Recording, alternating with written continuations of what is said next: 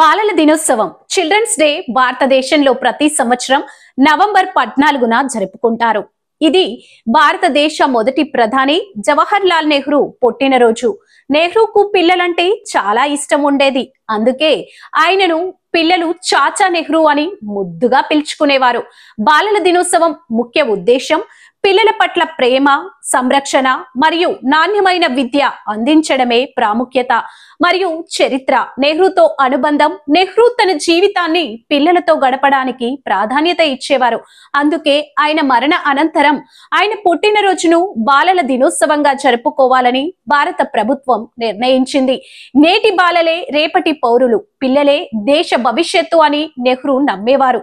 కాబట్టి వారి అభివృద్ధికి సరైన వాతావరణాన్ని పెద్దలే కల్పించాలని ఆయన చెప్పేవారు.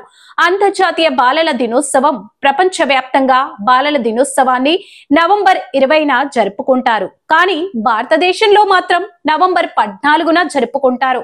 పిల్లల సంక్షేమం ఈ రోజున పిల్లల హక్కు, విద్య, శ్రేయస్సు, ప్రాముఖ్యతను గుర్తు చేస్తారు. పాఠశాలలో టీచర్లు పిల్లల కోసం ప్రత్యేక కార్యక్రమాలు, స్కిట్లు, నృత్యాలు, ఆటల పోటీలు నిర్వహిస్తారు. పిల్లలకు బహుమతులు, మిఠాయిలు, చాక్లెట్లు పంచుతారు. కథా పోటీలు, పుస్తక ప్రదర్శనలు కూడా ఏర్పాటు చేస్తారు. మరి పిల్లలందరికీ హ్యాపీ చిల్డ్రన్స్ డే.